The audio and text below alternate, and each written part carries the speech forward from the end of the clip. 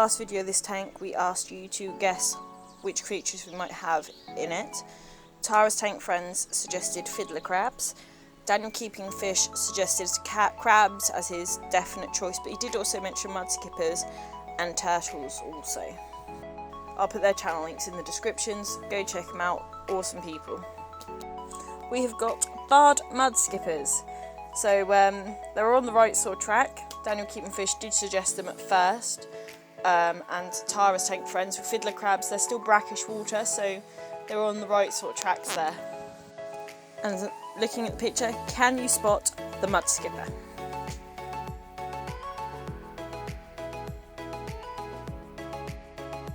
We got the mudskippers through special order from International Tropicals, our local fish shop. They come with a nice little polystyrene land area because they do spend 90% of their time on land. They are wild caught as well. They cannot be bred in captivity, so they were wild caught. This is them when they've just been put inside the tank. That one's just chilling on a piece of the ocean rock we've got in there. Arnold has named the big mudskipper Phyllis. Reginald named the small one, which is the one up the top here, Spot. So we've got Phyllis and Spot. They're so cute how they just like crawl around and like to roll in the water, keep their skin moist. They can breathe through their skin oxygen, but it has to be kept moist for them to be able to do that.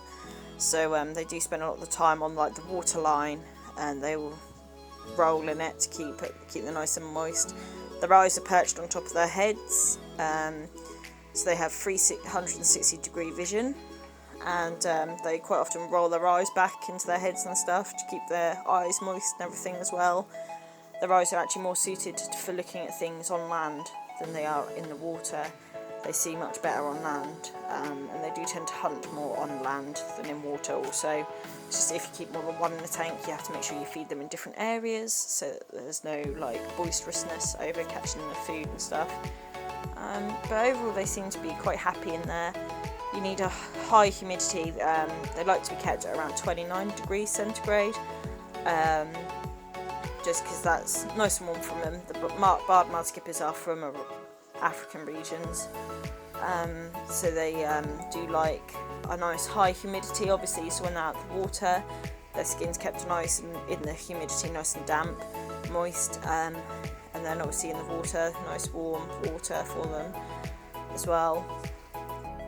They do typically live on mud flats, which is why they're called mudskippers. They can jump up to 20 centimetres in the air as well. And they do like to skip along the surface of the water. Every time I try and get a video of this, I'm not fast enough to follow them with the camera, but they are really cute. They are a member of the goby family as well, just very highly adapted to living. They live 90% of the time out of the water in the wild, and they normally live in burrows about 2-3 feet deep in mud, which they live in while the tide comes in over the mud flats, and then when the tides come out, they come out of their burrows, which is it's very difficult to recreate that in captivity for the burrows. So that's why they can't be bred in captivity, because they breed in the burrows. And then what they do is they keep watch on the burrows, and when the water recedes, they blow in oxygen and everything down into the tunnels to keep it all aerated for their young until they can come out. Barred mudskippers get to around 20 centimetres long as well, so they get quite big. We were going to be getting Indian mudskippers, but they couldn't get them, so they ordered these in for us instead. But they are really cute.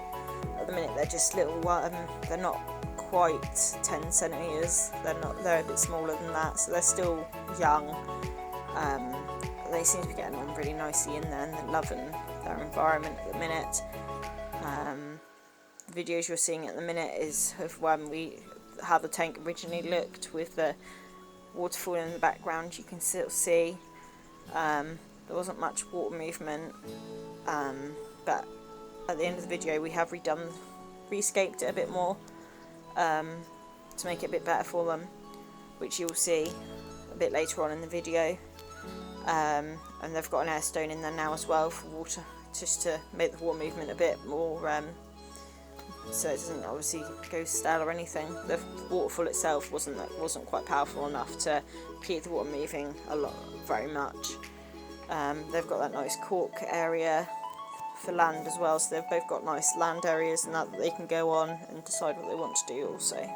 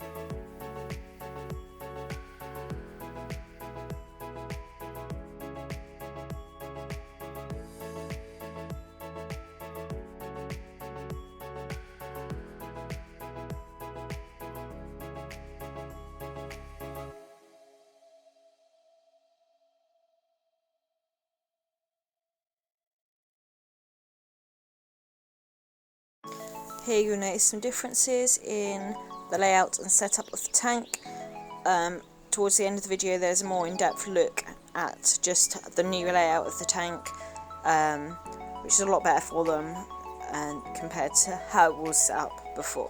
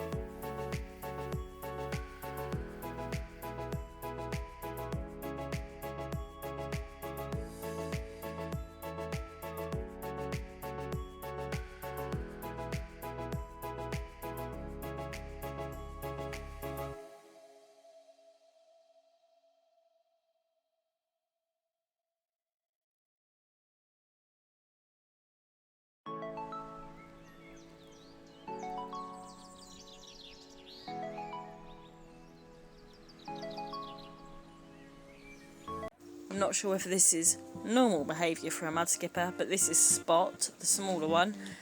Really enjoying the air stone, trying to swim into it and everything.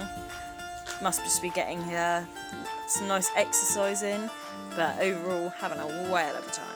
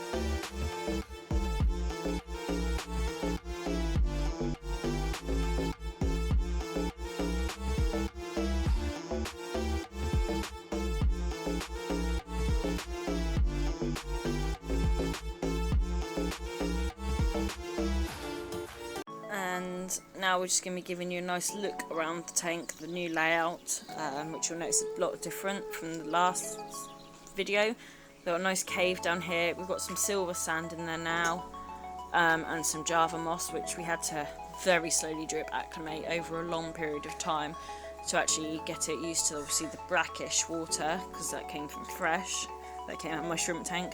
We've got the heater, the filter intake, and then we've got the nice big air stone creating lots of aeration in the water, and the ocean rock on the side still with all the Java moss on it. And here you can see Phyllis and Spot in the background. And then we've got the new hill and the waterfall's the other side of the hill. We'll see that in a moment. And this is a view from the tank from the side. You can see the little cave there, and the heater which has come unstuck. You can really see the rocks at the edge, stops most of the sand from falling down. And right on the right hand side, that's where the waterfall now is. This is just looking from underneath the cork platform that we've got in there.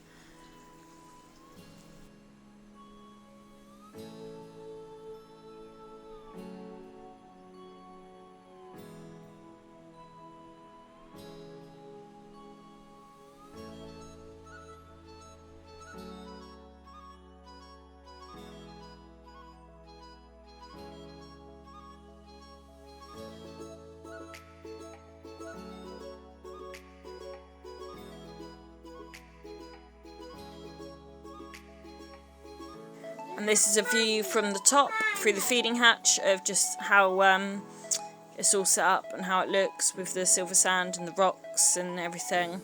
It just looks so much better. Arnold helped me adapt it all slightly differently to how it was.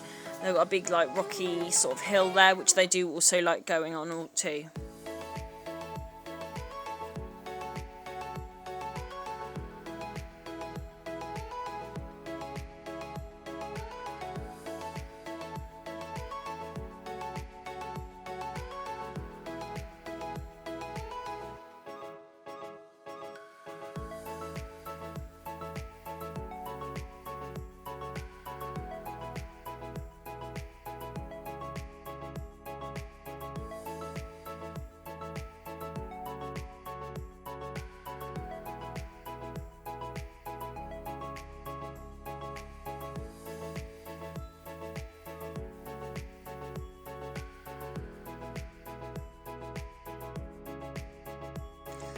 And here you can see Big Phyllis resting just where the waterfall falls down. It's right near the glass. You couldn't really get a good angle on it, but Phyllis does like chilling out there on some of the alpha grog we've got in there.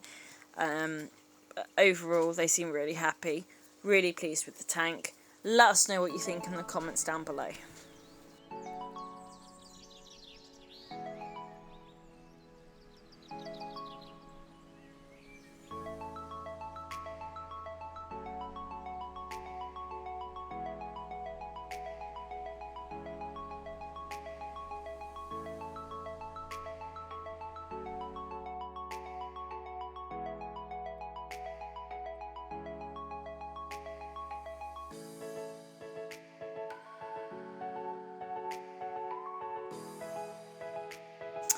these are just some pictures. This is Spot. This is also Spot. This one is Phyllis.